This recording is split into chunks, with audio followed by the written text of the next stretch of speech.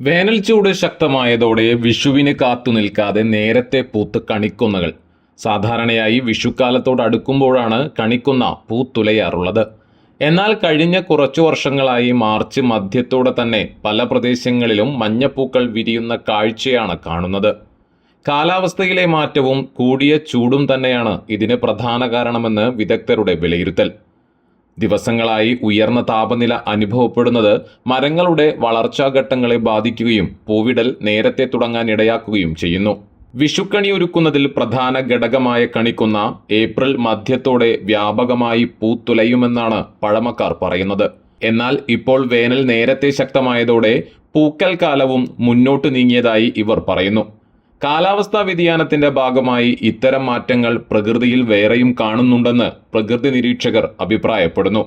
എന്തായാലും വിഷുവിന് കണിയൊരുക്കുമ്പോഴേക്കും കൊന്നപ്പൂക്കാലം കഴിയുമോ എന്ന ആശങ്കയിലാണ് മലയാളികൾ.